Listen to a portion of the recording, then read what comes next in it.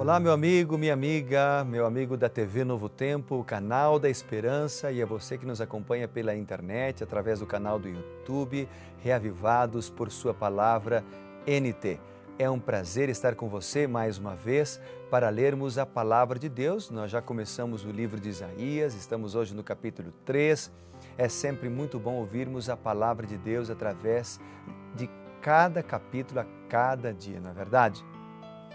Bem, no livro de Isaías nós estamos vendo há muitas mensagens interessantes e você sabe que o livro de Isaías ele também é um livro profético e ele vem trazendo para a gente às vezes lições, por exemplo, você pega capítulos do livro de Isaías que você para e pensa, quais são as lições espirituais que eu vou aprender deste capítulo?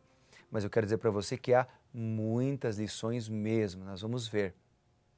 Então, o que é que eu fiz a partir do capítulo 3 de Isaías? Eu comecei a escrever, peguei um papel e comecei a escrever nesse papel as lições espirituais que eu fui aprendendo, os versos que foram chamando a minha atenção.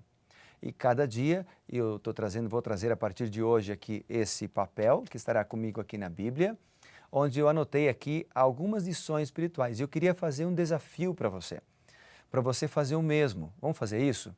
Pega uma caderneta, um caderno, uma folha de sulfite, não sei. Ou se você quiser anotar aí no seu celular ou então no seu tablet, ou no seu computador.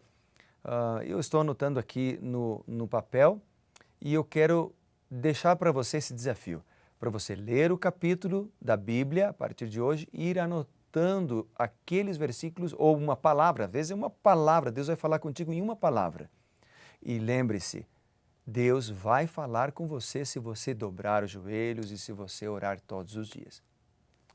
Então, pensando nisso, eu quero convidá-lo para nós fazermos uma pequena oração antes da gente ler a palavra de Deus, a Bíblia. Vamos lá? Nosso bondoso Deus, vamos ler a Tua palavra agora. Dá-nos sabedoria para compreendê-la e também para praticá-la. Em nome de Jesus, amém. Vamos então, continuando a leitura do livro de Isaías, hoje o capítulo 13. O capítulo 3 fala do julgamento de Judá e também do julgamento de Jerusalém. Eu vou mencionar, claro, apenas alguns versículos, mas, como sempre, gostaria de incentivá-lo para que você tenha o seu momento a sós com o Senhor, lendo a Bíblia, lendo a palavra, cada manhã na primeira hora do dia, beleza? Então vamos lá. Olha só, eu quero destacar aqui que o capítulo 13 de Isaías, ele tem 3 partes, você percebeu? A Bíblia, com comentários aqui de Andrews, ela destaca isso também. Se você vai do verso 1 até o versículo 12 do capítulo, ela vem falando da estrutura social, do problema da estrutura social da época e também do problema da liderança de Israel. Depois do versículo 13 até o versículo 15, ela apresenta então os anciãos e os seus príncipes, e do verso 18 em diante, ela apresenta aqui uma mensagem, relata os horrores do exílio.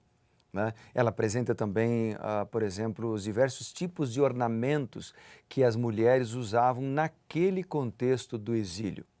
Então, quando a gente olha, por exemplo, a Isaías capítulo 3, a gente vê logo no versículo 1, diz assim, pois eis que o Senhor dos exércitos, ele tira de Jerusalém e de Judá o sustento e o apoio.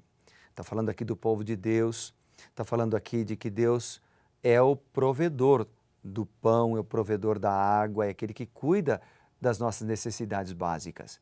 Mas sem Ele, se nós não o buscarmos, nós estamos à deriva. Depois nós lemos ainda no capítulo 3 o seguinte, no versículo 5, a razão para o juízo, a razão para a condenação, quando diz o texto assim, entre o povo oprimem uns aos outros, cada um ao seu próximo.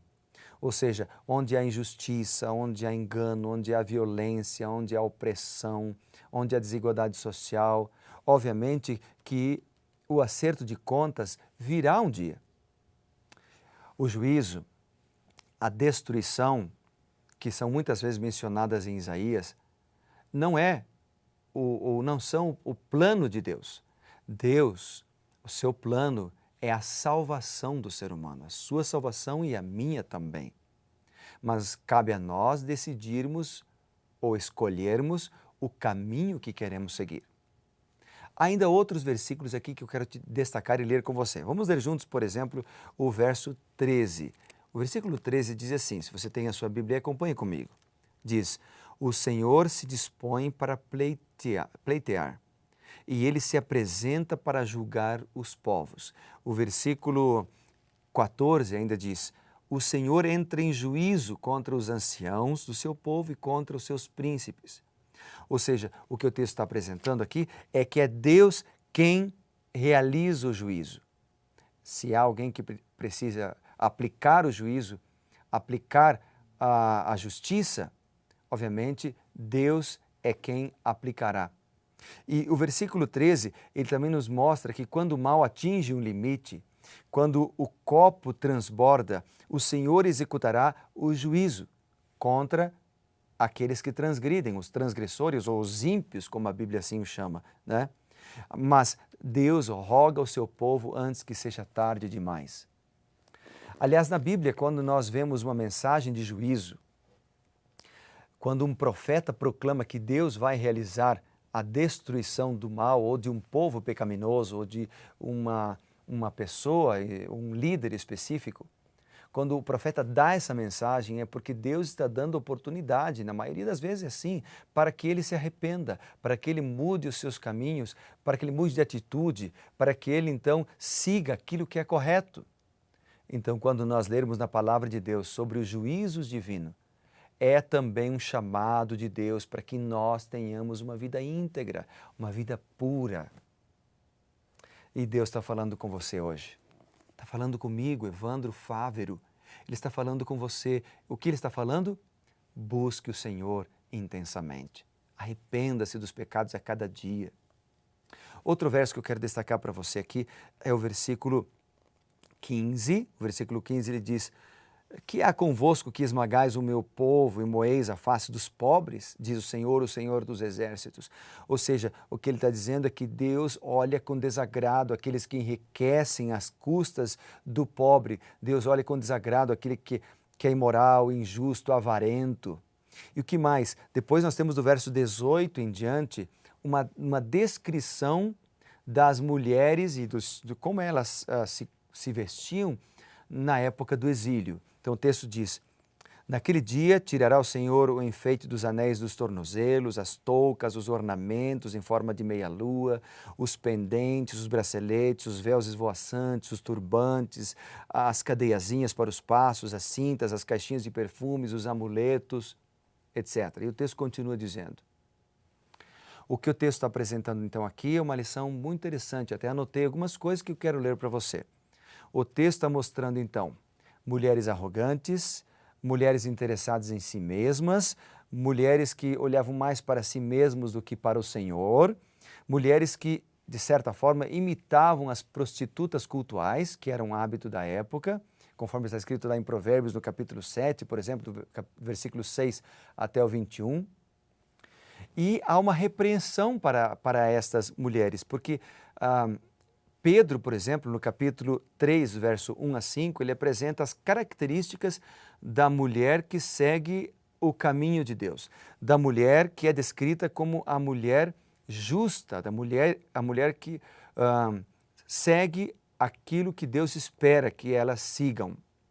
Então há um contraste aqui em Isaías, no capítulo 3, do verso 18, e lá em 1 Pedro, capítulo 3, do versículo 1 até o versículo 5. Depois você pode ler com calma e fazer um contraste.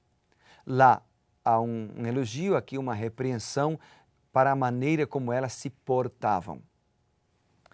Ou seja, o que o texto está apresentando aqui é a necessidade de sermos pessoas, tanto mulheres como homens, pessoas íntegras, honestas, e que valorizemos o Senhor Deus como primeiro na nossa vida, o primeiro do nosso dia, primeiro item da nossa agenda, ok? O problema, nesse caso, dessas mulheres, é que elas, mencionadas aqui no capítulo 3, é que elas valorizavam mais o seu gosto, aquilo que elas queriam realizar do que aquilo que Deus esperava que elas fizessem ou fossem. Bom, há aqui uma advertência também dos versículos, do versículo 23 em diante, no capítulo 3. A advertência foi registrada aqui para que o povo daquela época abandonasse os seus pecados, e ela se aplica a nós também, essa advertência, para que nós confessemos os nossos pecados, para que nós evitemos os mesmos erros que eles cometeram, para que nós possamos ter as bênçãos que o povo teria se eles fossem fiéis. Então, o capítulo 3 apresenta que Deus se dispõe para pleitear, mas Deus se dispõe também para salvar. Você não gostaria de ser este homem, esta mulher, que está disposto a confessar os pecados a cada dia, a ser transformado pelo Senhor? Eu imagino que sim. Mas para isso a gente precisa de Deus. Então eu gostaria de orar por você. Vamos orar? Vamos buscar o Senhor? Bondoso Deus e Pai, muito obrigado, Pai, porque o Senhor tem cuidado de nós. Mas ajuda-nos, ó Deus, a confessar os nossos pecados, a sermos fiéis e andarmos em seus caminhos.